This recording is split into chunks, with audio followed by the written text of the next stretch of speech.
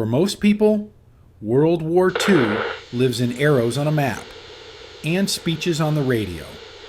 For the men who carried an M1 Garand, it lived in 9.5 pounds of wood and steel that almost never left their shoulder.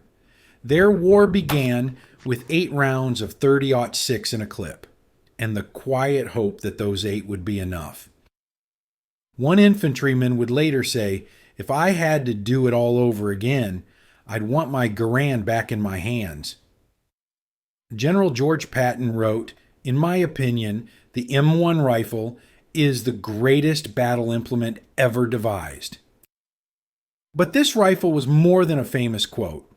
In this episode, we'll look at why America needed the M1 Garand, how it actually worked, and most importantly, the real stories of the men who carried it from North Africa to Normandy, from the Ardennes to a frozen reservoir in Korea. This is the story of a rifle that turned trigger pulls into squad firepower and helped a generation of citizen soldiers come home alive. Chapter 1. Why America Needed the M1 Garand. After World War I, the standard American service rifle was the M1903 Springfield. Accurate, reliable, and slow. Every shot required a pause, lift the hand, work the bolt, find the sight picture again. On a calm firing range, that was acceptable. On a 20th century battlefield filled with machine guns and sudden assaults, that pause could be deadly. A well-trained rifleman with a bolt-action rifle might manage 10, maybe 15 aimed shots a minute. That was on a good day, with nothing going wrong.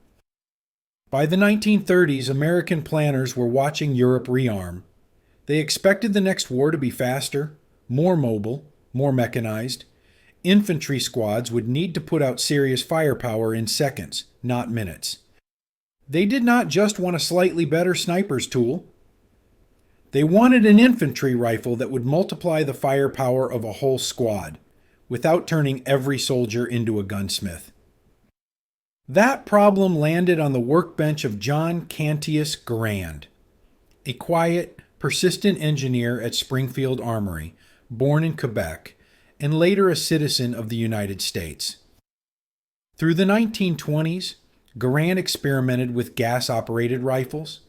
He tried to make full-power 30-06 ammunition cycle a semi-automatic action reliably, day after day, in the hands of ordinary soldiers. Early prototypes failed. Gas systems fouled. Parts broke. Some designs were simply too complex for mass production. But step by step, test by test, the rifle that the Army would eventually call the United States rifle, caliber 30 M1, slowly took shape. On January 9, 1936, the United States Army officially adopted the M1. By 1938, the first rifles were reaching units. It was the first standard-issue semi-automatic service rifle given to line infantry of a major power.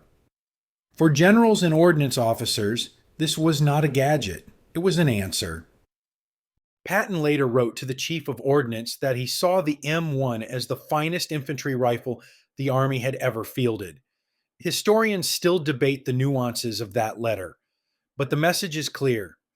In his eyes, this rifle helped turn American squads into something new, fast, aggressive, and very hard to overrun. Chapter 2. Inside the Rifle. Specs and Design Philosophy. To understand why American infantrymen trusted the M1 so much, we need to look at what it actually was. The M1 Garand was a gas-operated semi-automatic rifle, chambered in 30-06 Springfield. The same powerful cartridge used in American machine guns and in earlier service rifles. The rifle weighed a little over 9 pounds empty, around 4 kilograms. Loaded, it was closer to 10.5 pounds, around 4.5 kilos. Its overall length was about 43.5 inches, with a 24-inch barrel and a solid steel receiver. This was not a light or dainty weapon. Carried on a shoulder over many miles, you felt its weight. But the real magic was not in the raw numbers. It was in how those numbers played out inside an infantry squad. Instead of a 5-round internal magazine worked by hand, the M1 used an 8-round en-bloc clip. You pressed the full clip straight into the rifle. The bolt snapped forward, and from that moment on, every shot was just a trigger pull. Gas tapped from the barrel, pushed an operating rod, cycled the action, and chambered the next cartridge. No bolt to lift. No hand leaving the stock. Just sight, press, sight, press. In practical terms, a trained American soldier could fire roughly 40 to 50 aimed shots per minute at typical combat ranges, while keeping his eyes on target. That was not theory. That was how men fought behind hedgerows, in forests, and on volcanic ridges. The M1 had strengths that soldiers noticed quickly. It hit hard at normal combat ranges, 400 to 500 yards with iron sights. With basic field maintenance, it stayed reasonably reliable in mud, sand, and snow. Its aperture sights were precise yet easy to adjust, even for men who had never fired a rifle before they were drafted. There were weaknesses too. In tight interiors and thick brush, the length and weight could be a problem. Early gas systems had quirks. Later versions corrected them. And the famous ping, the bright ring of an empty clip ejecting, became part of both legend and debate. Some veterans insisted that enemy soldiers listened for that sound. Others said that in real combat, with machine guns, grenades, and shouted orders, no one could possibly pick out a single metallic ring. Whatever the exact truth, the design philosophy of the M1 was clear. Accept weight and complexity in exchange for a rifle that turned an average soldier into a source of fast, accurate, repeatable fire. And that philosophy would be tested in very real places, under very real fire. Chapter 3. In the Hands of GIs. Real Battlefield Stories. Our first stop is the Netherlands. September 1944. Operation Market Garden. A paratrooper named O.B. Hill of the 82nd Airborne Division jumped into Holland carrying an M1 Garand and as much extra ammunition as he could strap on. Airborne units knew resupply could be uncertain. The rifle on your shoulder had to do a lot of work before you ever saw a resupply crate. In the confused fighting around the drop zones near the town of Grave, small groups of paratroopers found themselves under sudden, close-range fire. German riflemen and machine guns firing from farmhouses and from behind hedgerows. Hill later recalled that the semi-automatic action of the M1 let him stay low behind cover and keep firing, while German riflemen with bolt-action rifles had to break their rhythm to work the bolt. It was not about wild, uncontrolled fire. It was about a few extra seconds of controlled shots at a window or a hedgerow, and using those seconds so the rest of the squad could move. On the other side of the world in the Pacific, Marines climbing volcanic slopes on islands like Peleliu and Iwo Jima told similar stories. When enemy troops rushed out of bunkers or trenches, 8 fast, aimed shots from a Garand could stop an assault before it reached grenade range. In the jungle, the length of the rifle could be a hindrance. Mud and coral dust could foul any weapon.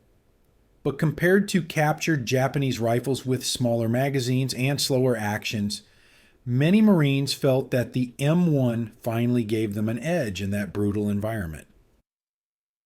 And then there was Korea. At the Chosan Reservoir in late November 1950, temperatures fell far below freezing. Weapons iced up. Lubricants turned to glue. Chinese forces attacked in waves, often at night. Marine Hector Caffarata found himself almost alone in a foxhole after his squad took heavy casualties. In the dark, in snow, in the glare of flares, he worked his M1 over and over, firing at attacking soldiers for hours. A wounded comrade nearby helped reload clips for him when his fingers could barely feel the metal. Later accounts describe him breaking up attack after attack, his rifle still functioning despite the cold, until reinforcements could reorganize the line. Cafferata would receive the Medal of Honor.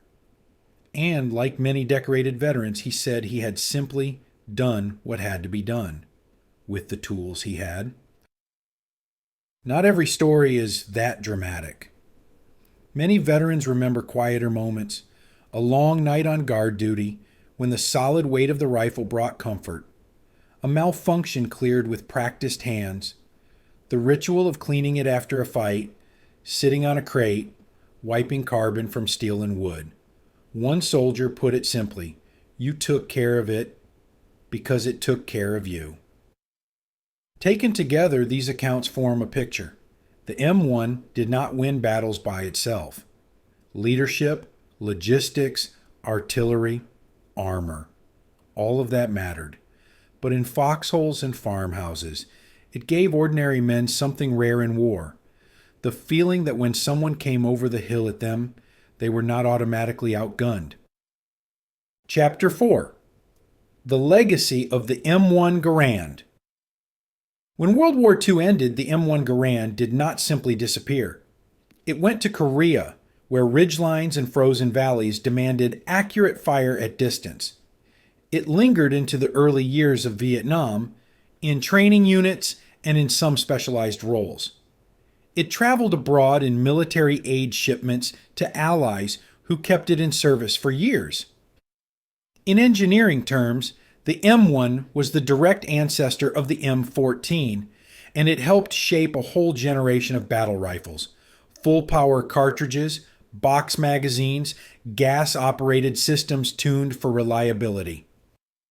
In civilian life, the story took a different path. Through the civilian marksmanship program, surplus M1s were sold to American citizens for training and competition. For many veterans, opening a wooden crate and lifting out a familiar rifle felt like shaking hands with their own youth, and with the friends who never came home. Historians often say the M1 Garand became more than a weapon. It became a symbol of American industrial capacity, and of the citizen soldier, a factory worker or a farm boy, trained, well-equipped, sent far from home, and then expected to come back and build a normal life again. You can see that symbol in museums and memorials, in films and miniseries, even in video games. An M1 over a GI shoulder has become visual shorthand for the greatest generation. For the veterans themselves, though, it was not mythology. It was weight on a shoulder, recoil in a bruised pocket under the stock, the sharp ring of an empty clip in the middle of chaos, the smell of oil and solvent after a battle as they sat on a crate, wiping carbon from steel and wood. Final thought. In the end, a rifle is only steel and wood until someone picks it up. The M1 Garand did not make the men of World War II brave, but it gave them a chance to live through one more night, take one more hill, survive one more winter. For tens of thousands of American soldiers, the difference, 8 fast, reliable shots instead of 5 slower ones, became the difference between a letter home and a name carved into stone.